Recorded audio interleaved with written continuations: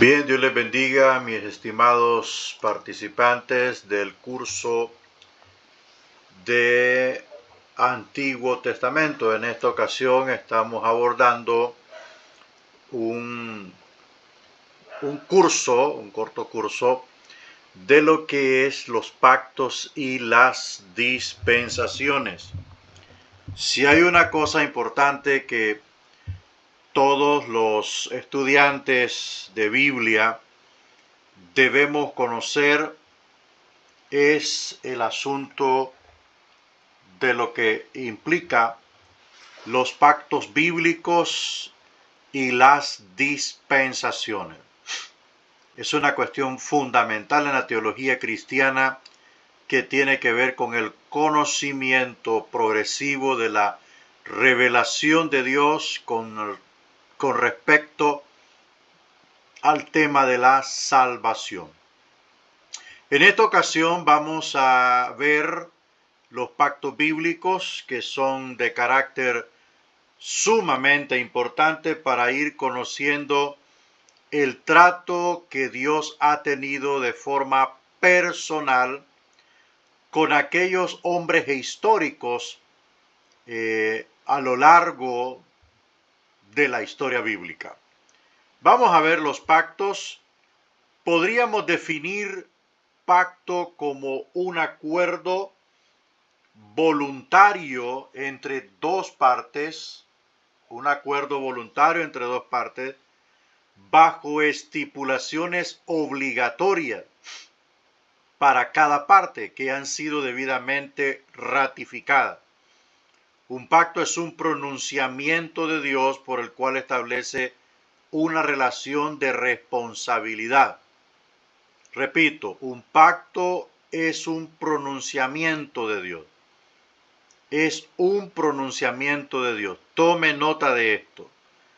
Es un pronunciamiento de Dios por el cual establece una relación de responsabilidad. O sea, Dios es el ejecutor del pacto. Dios es el que propone, el que presenta el trato. Es Dios porque Él tiene todas las garantías y todas las capacidades de poder cumplir su pacto. Entonces, por lo tanto, dice que es un acuerdo. Pues obviamente al hombre no le queda de otra que aceptar el pacto, porque quien lo propone es la persona más cabal, más buena intencionada, ¿verdad?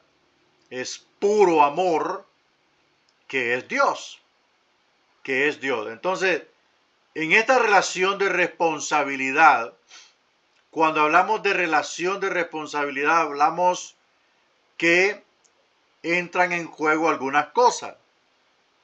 Por ejemplo, aquí vemos algo importante que le voy a agregar. Hay tres categorías en los pactos. Está el pacto condicional de la fórmula si tú. O sea, si tú haces, si tú obedeces, esa es una condición. Pacto condicional, porque estamos hablando de una relación de responsabilidad. Entonces, en esa frase cabe esto, los tres tipos de pacto. El pacto condicional de la fórmula si tú, o sea, en este sentido, Dios cumplirá su pacto si el hombre hace su parte. Si el hombre hace su parte. Por ejemplo, por decir así, que es un trato directo, el pacto mosaico, donde a Israel se le pide: el que haga esto vivirá. Entonces, obviamente, el pacto mosaico es un pacto condicional. En la segunda categoría encontramos los pactos incondicionales. Estamos analizando siempre la frase donde Dios establece una relación de responsabilidad. En esta categoría, el pacto incondicional, le corresponde a Dios cumplir totalmente el pacto sin involucrar factores que pueda demandar al receptor del pacto. Es una fórmula de condición yo. El yo es donde Dios lo hará. ¿Ok? Es donde Dios lo hará en tiempo y forma. Ese es el pacto incondicional. Y está la tercera categoría de pacto, que es el pacto de fórmulas generales o generalizados, en donde el pacto general incluye a muchas personas o es de carácter global. Por ejemplo, el pacto noénico es un pacto de orden generalizado, porque se instituye después de que Noé sale del arca y abarca a la humanidad que está por resurgir, ¿verdad? También el nuevo pacto, que es el que Cristo establece en la cena del Señor, que es en su sangre, ¿verdad? Por el derramamiento de la sangre del inocente, esto es Cristo el Mesías. Él establece el pacto, el nuevo pacto, en donde abarca a todo el género humano. Entonces esto es un preámbulo para que usted vaya conociendo las tres tipos de categorías de pactos, que es el pacto condicional, el pacto incondicional y el pacto general, ¿verdad? Entonces, volvemos al argumento. Dice que es un pacto, es un pronunciamiento de Dios por el cual establece una relación de responsabilidad. Número uno, puede ser entre él mismo y un individuo. En este ejemplo vemos a Adán en el pacto edénico, un individuo. Número dos, entre él y la humanidad en general.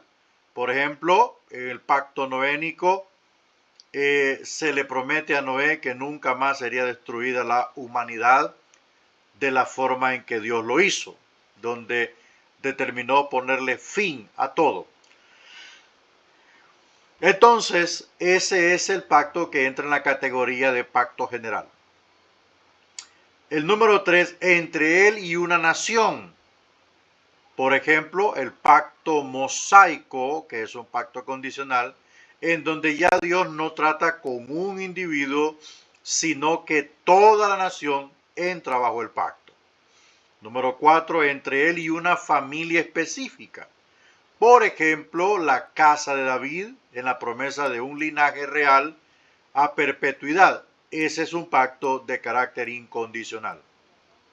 Entonces, ahora entendemos con claridad que un pacto es una relación de responsabilidad, pero el pacto es un pronunciamiento, o sea, Dios determina acercarse para hacer un trato, para hacer un acuerdo con un hombre, con los seres humanos, con una nación o con una familia específica. En el transcurso de la historia bíblica sucedió así. Ahora bien, ¿puede el hombre hacer un pacto con Dios? Sí lo puede hacer. Sí lo puede hacer. Pero ¿qué sucede?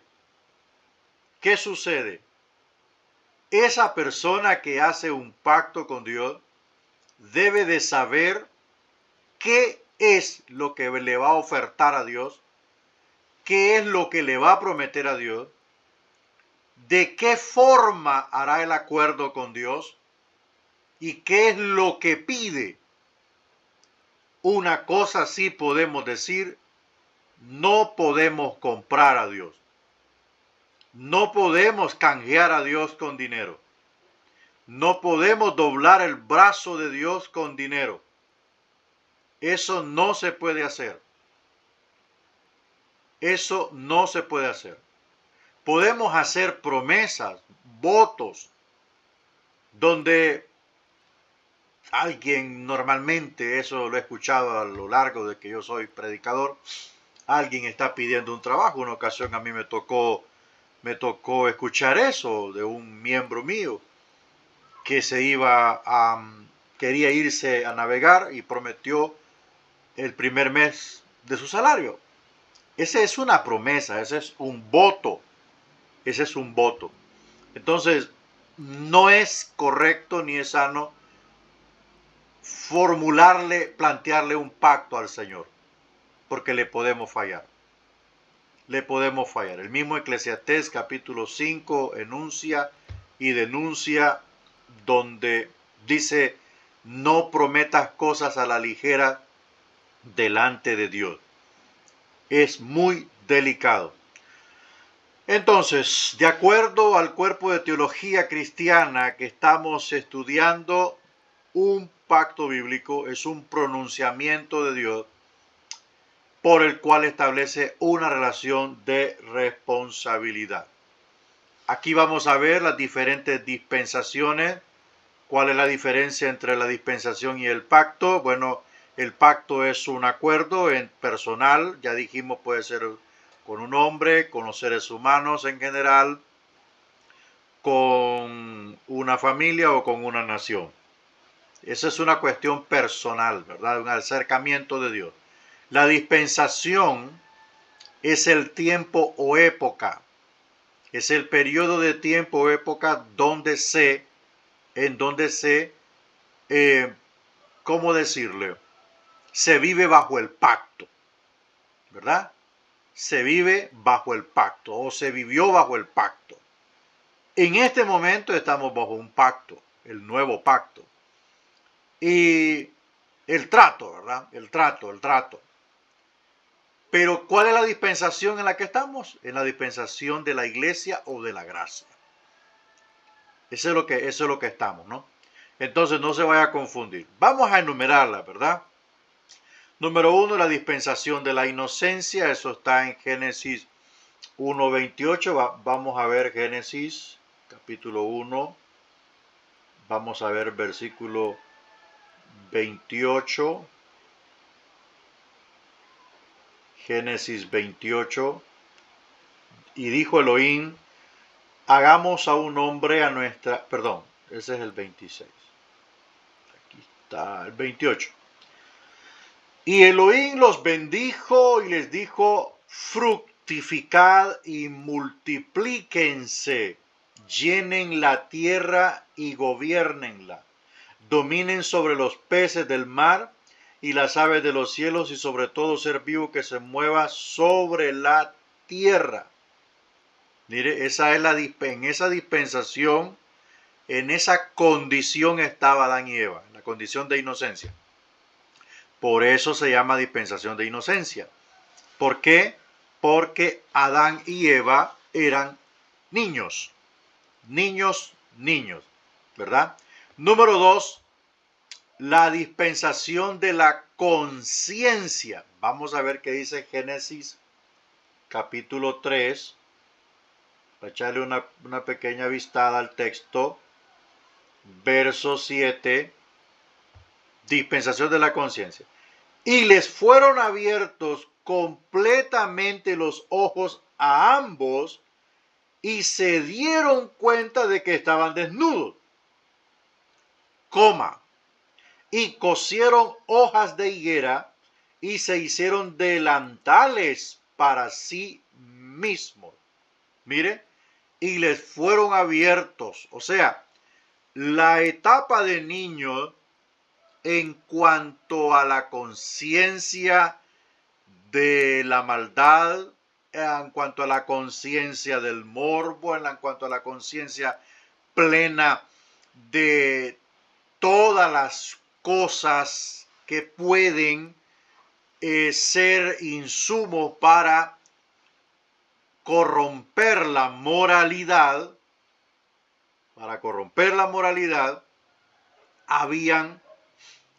ahora estaban a disposición de Adán y Eva. ¿Por qué? ¿Pero qué ojos le fueron abiertos?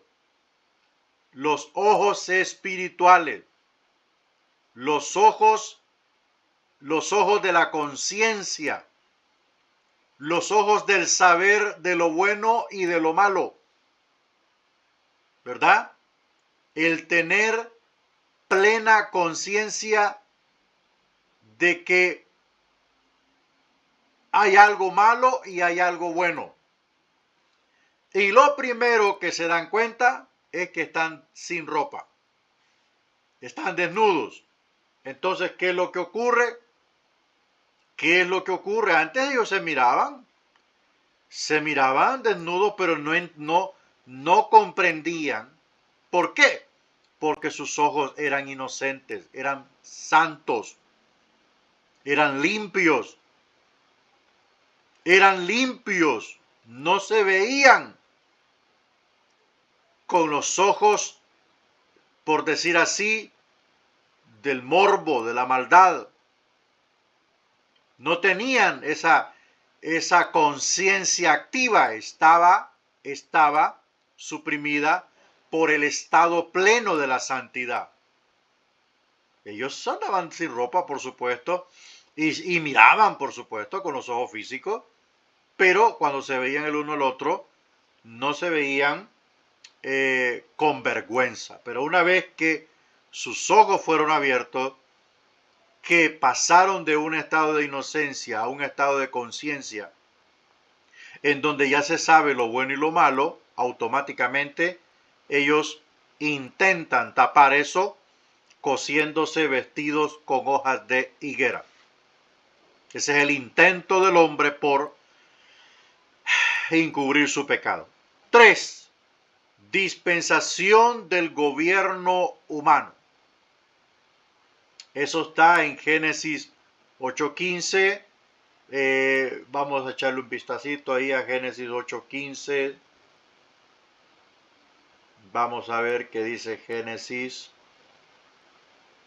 Dispensación del gobierno humano. Y habló Elohim a Noé diciendo: sal del arca, tú y tu mujer y tus hijos y las mujeres de tus hijos contigo, saca contigo a todo animal de toda bestia y de todo reptil. Déjenme ver aquí, sí. 8:15.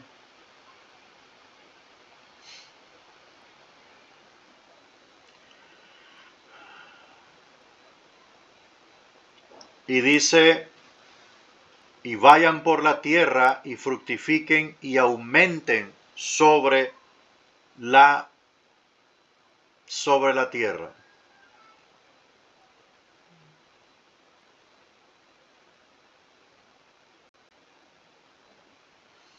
Bueno,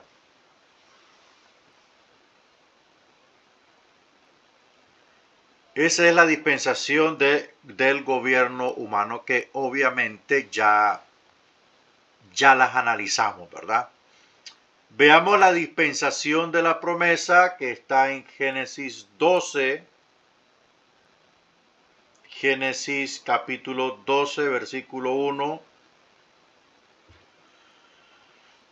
Ahora bien, Adonai había dicho a Abraham: sal de tu tierra y de tu parentela y de la casa de tu padre a la tierra que te muestre, y haré de ti una nación grande y te bendeciré en gran manera y haré engrandecer tu nombre y será bendición. Bendeciré a los que te bendigan y maldeciré a los que te maldigan. Y en ti serán benditas todas las naciones de la tierra. Entonces, aquí está la promesa del Señor hacia Abraham. Por eso se llama la dispensación de la promesa. Pero enfáticamente la promesa específica de Dios a Abraham es el nacimiento de su hijo, ¿verdad? Un descendiente de sangre directo. Número 5, dispensación de la ley. Eso se concentra en Éxodo 19:1. Vamos a ver Éxodo.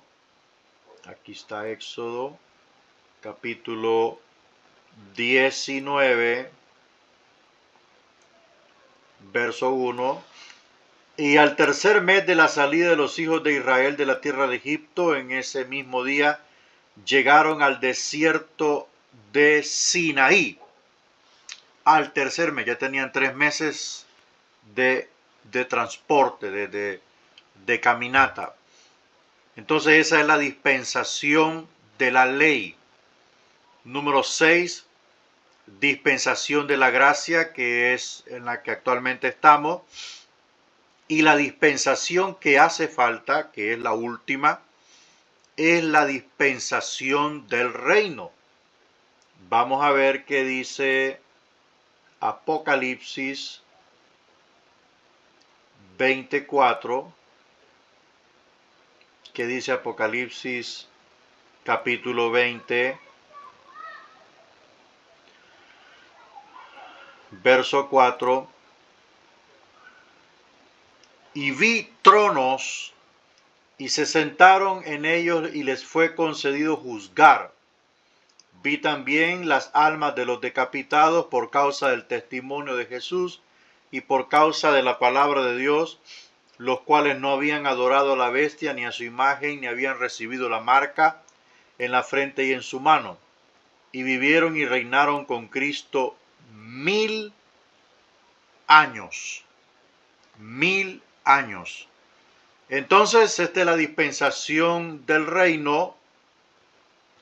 Dispensación del reino, hermanos, ¿verdad? Entonces son 7 dispensaciones: la de la inocencia, conciencia, gobierno humano, promesa, ley, gracia y reino, que es la que está por venir.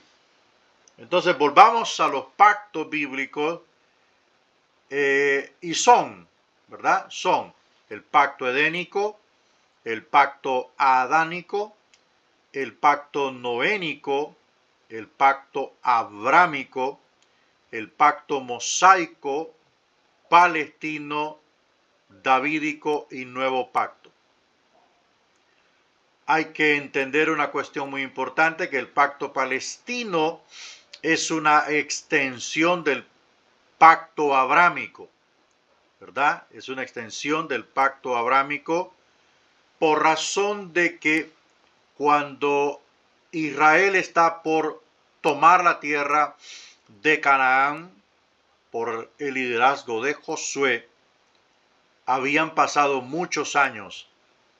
Específicamente habían pasado 40 años, si mal no recuerdo, vagando en el desierto, hasta que el último israelita impío muriese y había una nueva generación de israelitas que nacieron en el desierto y que no conocían a cabalidad la ley de Moisés, los actos que Dios había hecho, etcétera, etcétera.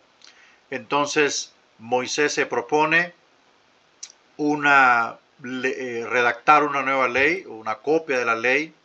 Para eso es creado Deuteronomio, y a ratificar lo que Dios le había prometido a Abraham, le había prometido a Moisés, acerca de la descendencia que tomaría la tierra prometida. Por eso surge el pacto palestino y por eso surge el Deuteronomio, que normalmente se le llama la segunda ley. Vamos a ver el primer pacto, el pacto edénico. ¿Qué pasa con el pacto edénico? Déjenme ver un poquito aquí. El pacto edénico. Ese pacto es realizado. Ese es uno de los pactos generales que existen. Génesis 2, verso 16. Y Adonai Elohim impuso sobre el hombre un mandamiento diciendo: de todo árbol del paraíso come libremente, pero del árbol del conocimiento del bien y el mal no comerás de él, porque el día que comas de él ciertamente empezarás a morir. Entonces, este pacto de orden general incluye la prohibición de no comer del árbol de la ciencia del bien y del mal. Entonces, el grado de responsabilidad que tenía Adán en ese sentido era hacer cualquier cosa menos comer del árbol. Dios no dijo que no lo tocara, Dios dijo no comas de él, no comas de él, no aprecies su fruto. Hay demasiados árboles frutales y está el árbol de la vida también, de ahí podrás comer, pero del árbol prohibido no. Entonces, algunas cuestiones generalizadas del pacto se mencionan aquí. 1. Propagar la raza. Claro, pues era la única pareja y no había más familias, era la única pareja en el mundo. Entonces ellos tenían la misión de llenar la tierra. Eso indica que el propósito de Dios era crear una sola familia sobre el mundo, pero que le conociese completamente a Él y en el estado perfecto de la santidad. Eso era lo que Dios buscaba, ¿verdad? Y mucha gente dice, ¿por qué puso Dios allí el árbol prohibido? Él sabía que iba a fallar el hombre. Dios lo sabía, pero lo que Dios quería era que el hombre también aprendiese a obedecerle. Porque si hay algo que Dios ama y le apasiona, es que su pueblo le obedezca. 2. Someter la tierra para beneficio del hombre. O sea, sojuzgarla, labrarla, hacerla producir. El trabajo no iba a costar. El trabajo, porque el cansancio no estaba incluido. El hombre estaba en un estado perfecto. No estaba incluido el sufrimiento. El precio alto por sobrevivir no estaba incluido. Iba a ser relajado. 3. Tener dominio sobre la creación animal. El hombre tendría señorío, señoreado, ejercer dominio, ejercer control, ejercer potestad, autoridad, como un virrey.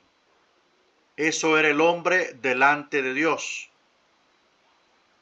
Eso era el hombre delante de Dios en la tierra. Oiga bien, dominio sobre todos los animales. Qué capacidad tan enorme. Capacidades extraordinarias que le fueron conferidas a Adán en su estado perfecto. Adán le hablaría a los leones y los leones le obedecerían. Adán llamaría a los elefantes y los elefantes le obedecerían. Adán interactuaría con los peces del mar, ¿verdad? Los tiburones, etcétera, etcétera. O sea, Adán tenía el dominio completo en la creación animal. Llamaba al águila o a las águilas y ellas venían. Eso era el privilegio de Adán. Qué grandeza, qué privilegio tan grande el que Dios le dio a Adán. 4, pues labrar el huerto y comer sus frutos y hierbas. Y abstenerse, como ya dijimos, de comer del árbol prohibido. Ese era el primer pacto, el pacto edénico. Vamos al segundo pacto, el adánico. El pacto adánico condiciona la vida del hombre caído. Dichas condiciones deben permanecer hasta que en la época del reino, la creación misma será liberada de la esclavitud de corrupción a la libertad gloriosa de los hijos de Dios. Eso lo encontramos en Romanos 8:21. Por ejemplo, Dios tiene un plan o Dios tiene un programa. Ese programa está reservado para la dispensación del reino. Y en una de las citas bíblicas, vamos a ver, el apóstol Pedro hace una mención. Vamos a ver. El apóstol Pedro hace una mención en 2 de Pedro 3:10. Pero el día del Señor vendrá como ladrón. El día del Señor vendrá como ladrón. No dice el Señor vendrá como ladrón. Estoy tomando lo que dice Romanos 8:21 como un paralelo. La creación misma será libertada de la esclavitud de la corrupción, de la esclavitud del pecado a la que el hombre la sujetó cuando pecó. Esos son los daños colaterales del pecado humano. No solo fue maldito el hombre y la serpiente, sino que la tierra también, a causa del pecado. Entonces, la creación será libertada de la esclavitud del pecado. ¿Cómo? ¿Cómo? Pero el día del Señor, o sea, el día del Señor es un periodo de tiempo que se extiende desde el arrebatamiento de la iglesia hasta los cielos nuevos y tierra nueva. Dentro de ese periodo de tiempo se encuentra el milenio o la dispensación del reino. El milenio es un periodo de 1000 años donde Cristo reinará en la tierra. ¿Cuántas generaciones caben en 1000 años? ¿Y cuántas cosas no ocurrirán en 1000 años? ¿Cuántos avances científicos? ¿Cuánto desarrollo humano? O sea, el milenio le dará a la humanidad la segunda oportunidad por parte de Dios de poder alcanzar su máximo potencial. ¿Por qué razón? Porque los poderes del mal estarán suprimidos. El engañador estará arrestado. La Biblia dice que el que muera de 100 años se considerará maldito, porque los hombres podrán vivir los años de los árboles. Se volverá al estado de longevidad perdurable, como lo vivió Adán, como lo vivió Matusalén, como lo vivieron aquellos hombres de la antigüedad que vivieron 800 años, Noé vivió 600 años.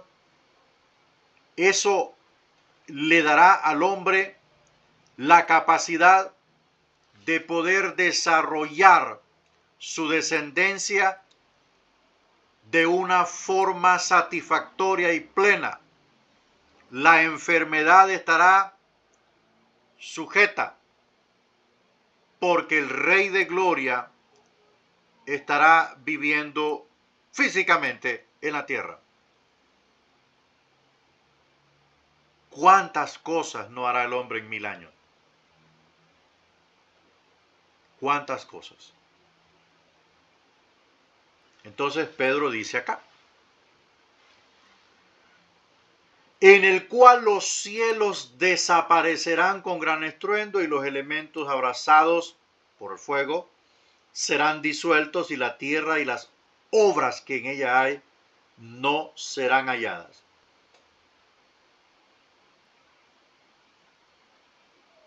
Puesto que estas cosas han de ser disueltas así. O sea,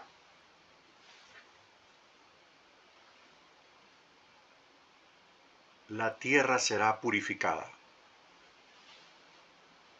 A eso, teológicamente, se le llama la redención de la tierra. La tierra será purificada. Entonces, algunos elementos de este pacto adánico, que obviamente hablar del pacto adánico en su completa, en todo lo que implica, es extremadamente largo.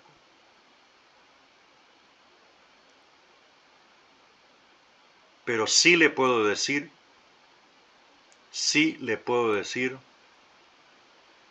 que en el programa de Dios está pasar esta tierra por fuego,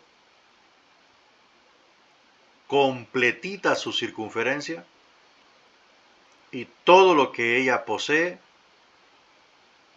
para eliminar el pecado de forma categórica. ¿Cómo ocurrirá?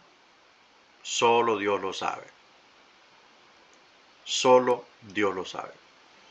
Los elementos del pacto son, bueno, número uno, la serpiente, un instrumento de Satanás, recibe maldición y se convierte en la advertencia gráfica de Dios de la naturaleza con respecto a los efectos del pecado. De ser la más hermosa y perspicaz de las criaturas a ser un reptil repulsivo. El más profundo misterio de la cruz de Cristo está sorprendentemente ilustrado en la serpiente de bronce, un tipo de Cristo hecho pecado por nosotros al cargar con el juicio que merecíamos.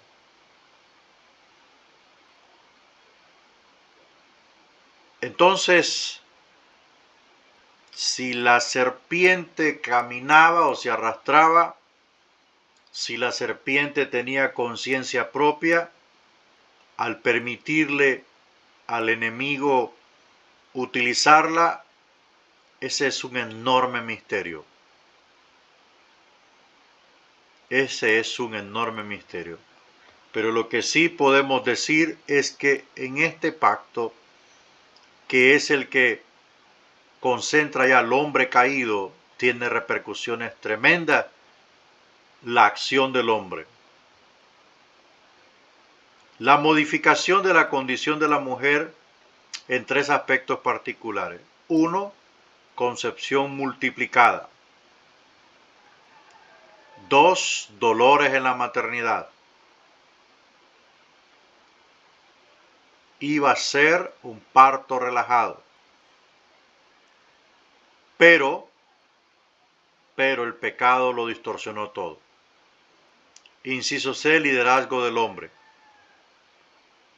El desorden que genera el pecado hace necesaria una cabeza, posición que se le confiere al hombre. La ocupación liviana del Edén se transforma en labor pesada. Como consecuencia de la maldición sobre la tierra, el inevitable dolor de la vida, la brevedad de la vida y la trágica certidumbre de la muerte física de Adán y de todos sus descendientes. Entonces, todo esto que produjo el pecado en la primer pareja, esto se sigue repitiendo a través de la historia. Esto se sigue repitiendo a través de la historia. Vamos a ver el tercer pacto, el pacto noénico. El pacto noénico reafirma las condiciones de vida para el hombre caído, tal como se anunciaron en el pacto adánico, e instituye el principio del gobierno humano para refrenar el pecado, ya que se había eliminado la amenaza del juicio divino en forma de otro diluvio. Entonces Dios dice, bueno, vamos a cederle a los hombres para que juzguen los delitos de los hombres. Cabe mencionar que en este pacto la señal del pacto es el arco iris y entra en la categoría de pactos generales, donde las promesas de Dios se extienden al género humano, ¿verdad? A la humanidad que se levantaría de, de la descendencia de Noé. El hombre es responsable de proteger la santidad de la vida humana por medio de gobierno disciplinado para con los hombres, llegando aún hasta la pena capital. Vamos a ver Génesis 9. Vamos a ver Génesis capítulo 9, versículo 5.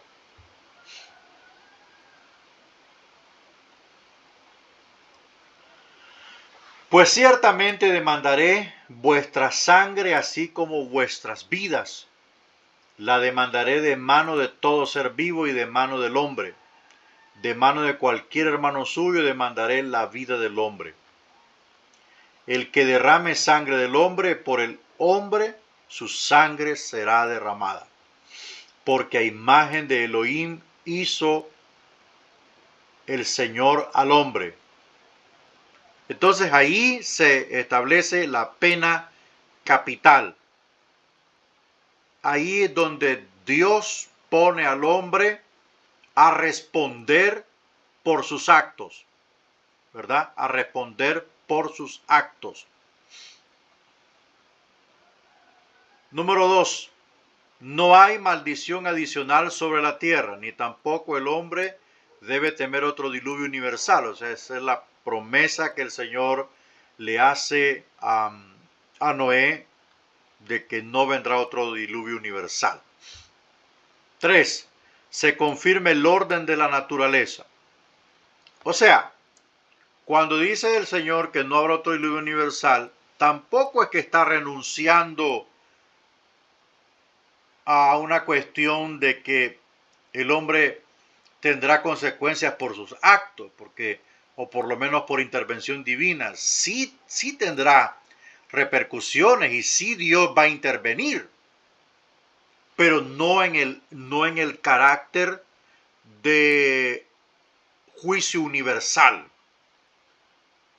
no en esa forma, no en esa categoría, ¿verdad? No en esa categoría, sino que lo que va a suceder aquí es que Dios iría dando espacio a su programa para que se vaya desarrollando según Él lo tiene establecido o preestablecido.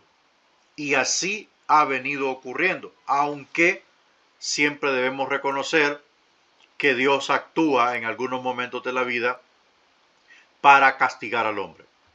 Se confirma el orden de la naturaleza, bueno, en el capítulo 8, verso 22, ahí empezamos a ver algunos cambios en algunos cambios el clima, las estaciones climatológicas, invierno, verano, otoño, primavera, se empiezan a manifestar porque el cataclismo del diluvio cambió todo el orden, rompió los patrones del clima o impuso nuevos patrones climatológicos, la topografía de la tierra cambió extremadamente, entonces aparece un orden climatológico nuevo.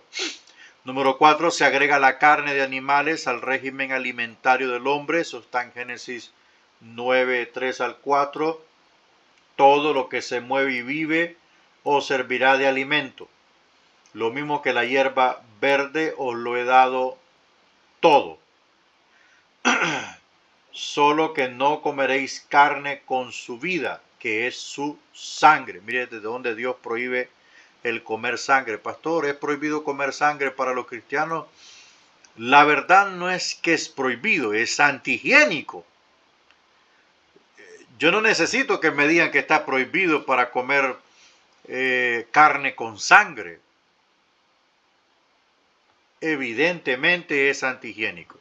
No es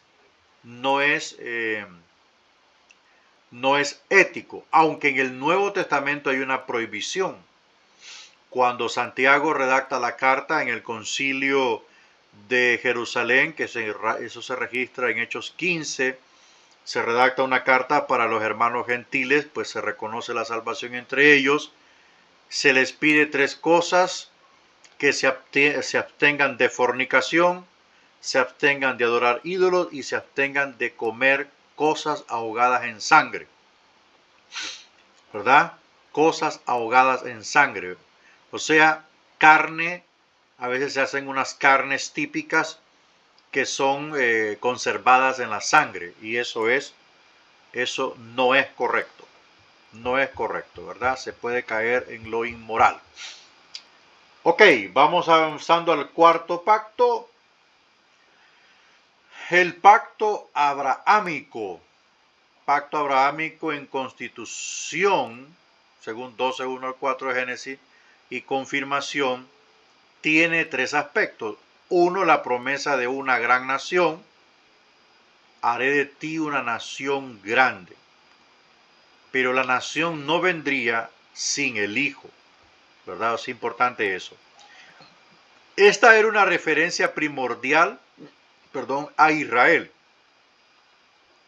O sea, la nación que surgiría de la multiplicación de los descendientes de Abraham se llamaría Israel. Eso es lo que se preveía, ¿verdad? Eso era lo que se preveía. Con los que el Señor hace un pacto eterno, ¿verdad? Con ellos hace un pacto eterno, y ese pacto está en el monte de Sinaí, en la ley, ¿verdad? El pacto mosaico. Entonces Dios establece, vamos a ver Génesis capítulo 12, verso 1 al 4. Ahora bien, Adonai había dicho a Abraham: sal de tu tierra y de tu parentela y de la casa de tu padre. O sea, Dios pide a Abraham salir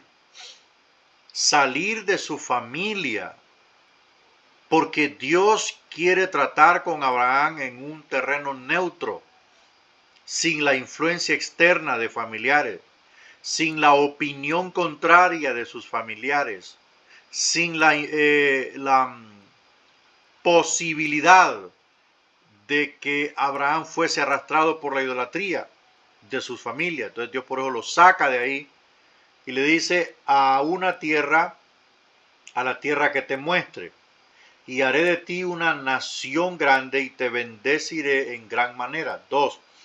3. Y haré engrandecer tu nombre y serás bendición. Bendeciré a los que te bendigan y maldeciré a los que te maldigan. Y en ti serán benditas todas las naciones de la tierra. Esta promesa está sobre el Estado de Israel. Esta cuádruple promesa está sobre el Estado de Israel de forma permanente. Permanente. ¿Por qué, pastor, si estamos en el tiempo de la gracia? Sí, es cierto, estamos en el tiempo de la gracia, pero la perspectiva de Dios con respecto a Israel, a pesar de que Israel también está llamado a convertirse, ¿verdad? Pero siempre está dentro de un programa que es el programa de Dios con Israel, que en este momento está detenido, pero Israel sigue siendo el pueblo elegido por Dios hoy, mañana y siempre. Aunque en este periodo de tiempo lo que está predominando es una asamblea que se llama la iglesia, ¿ok? La iglesia, que son todos los lavados en la sangre de Cristo Jesús, sean judíos, griegos, gentiles, chinos, americanos, japoneses, mongoles, lo que sea. Es la iglesia. Entonces, ¿qué sucede? Pero la bendición proferida a Abraham descansa sobre su descendencia. ¿Quiénes son? Los israelitas. Ok, fue encaminado pues Abraham según Adonai le había hablado y Lot fue con él y era Abraham de 75 años cuando salió de Harán. Cuando salió de Harán. Harán era la tierra donde estuvo un año ahí hasta que murió Taré, el padre de Abraham. Hasta ese año que ese hombre murió, Abraham comienza a ejecutar el plan del Señor. La promesa a Abraham también fue que él sería padre de otras naciones. Y esa promesa se ve cumplida en Cristo. Esta es la gran promesa del Evangelio cumplida en la simiente de Abraham, Cristo. Y en toda la simiente espiritual de Abraham, como Abraham es justificado por la fe. ¿Ok? Entonces, en Cristo Jesús, el descendiente mesiánico directo de Abraham, ¿ok? Por la sangre de Isaac, por la sangre de Jacob, por la sangre de Judá, que es hijo de Jacob, ¿ok? Entonces, allí viene esa promesa cumplida, cumplida. Tu simiente serán benditas todas las familias de la tierra. Simiente se traduce o se interpreta como descendiente. Descendiente. Y Pablo lo explica bien y dice, no dice simientes, como si tratase de muchos. Dice simiente, como hablando de uno. Cristo. Cristo es el cumplimiento de la promesa a Abraham en todo lo que refiere al pacto. Cristo consuma el pacto davídico. Cristo materializa el pacto mosaico. Cristo abre la puerta al nuevo pacto y Cristo inaugurará la dispensación del reino. Qué glorioso este misterio. Vamos avanzando. Quinto pacto, el pacto mosaico. El pacto mosaico dado a Israel de acuerdo a 3 divisiones, cada una esencial para las otras 3 partes integrales del pacto. 1. Los mandamientos que expresan justa voluntad de Dios. O sea, los mandamientos, el decálogo, los 10 mandamientos. ¿Qué es un mandamiento? Es una orden, es un mandato. El rey te manda a guardar o hacer esto. Es un mandamiento. Por eso el mandamiento se distingue por el factor gramatical imperativo. ¿Qué es un imperativo? Es algo que demanda una acción a cumplirse ya. Mire, por ejemplo, no robarás, no cometerás adulterio, no codiciarás. O sea, es un imperativo. No le está diciendo, pensarlo bien, no adulteres. No lo está dejando, no está dejando lugar a la razón. El mandamiento está diciendo, hágalo. Expresa la justa voluntad de Dios.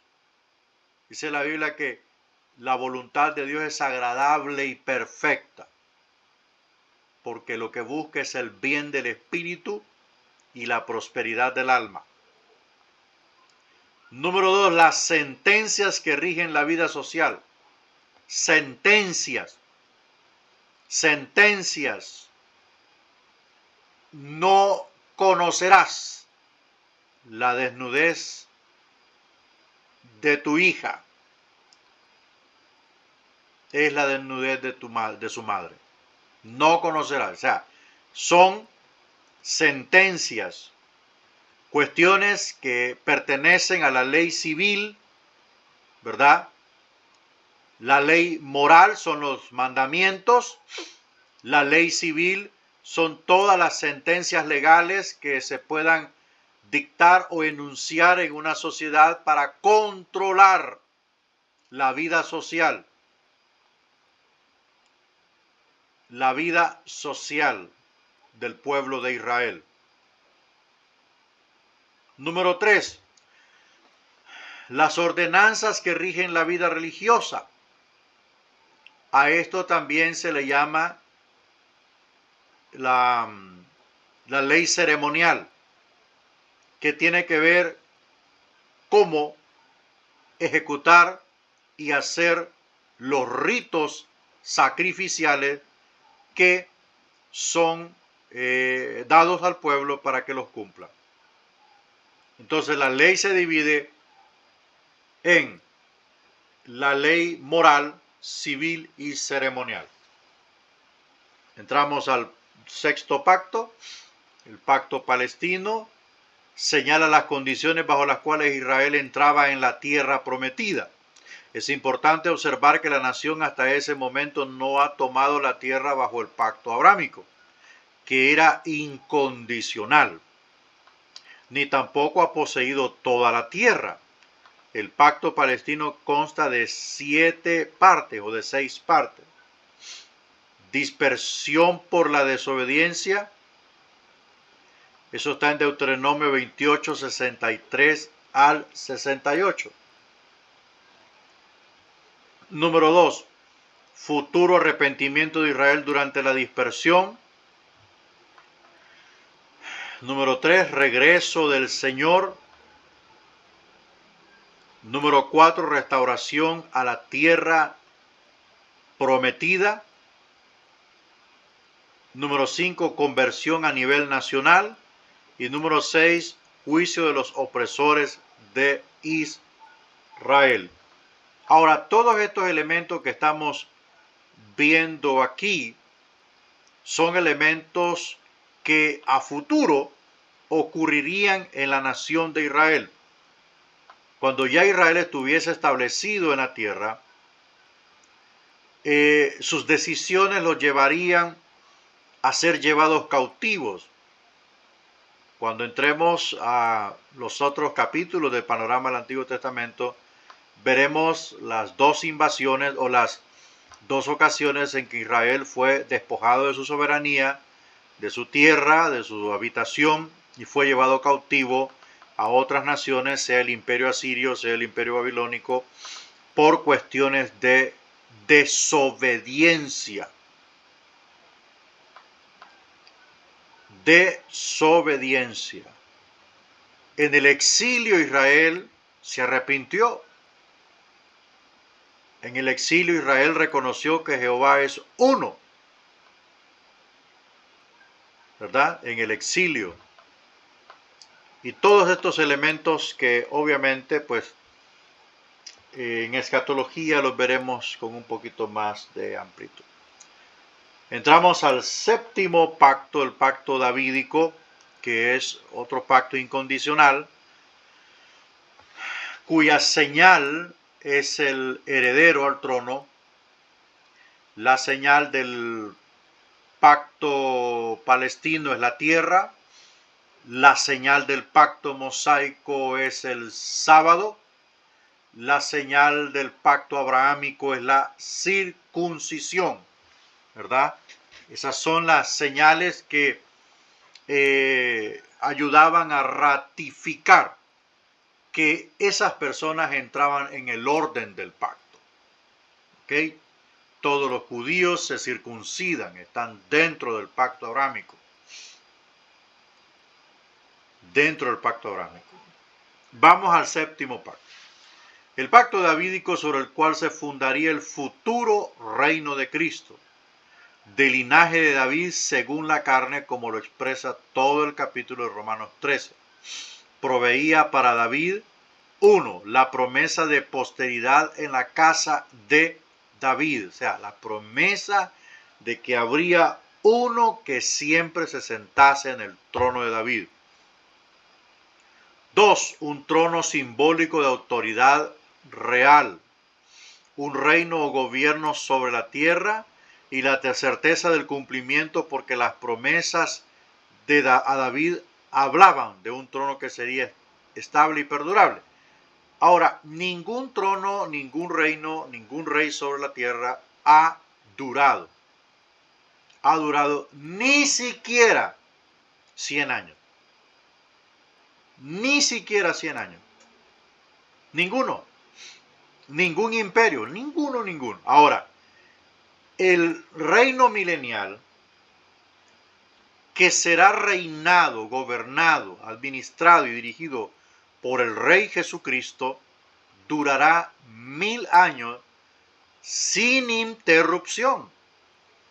Sin miedo a invasión, sin golpes de Estado, sin boicot, sin trama en las oscuridades contra el rey, nada.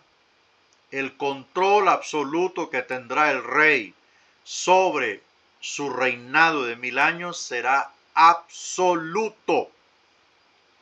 Recuerde que el rey lo sabe todo. Y claro, el ejército que estará con el rey es increíblemente contra mega poderoso, los ángeles del cielo.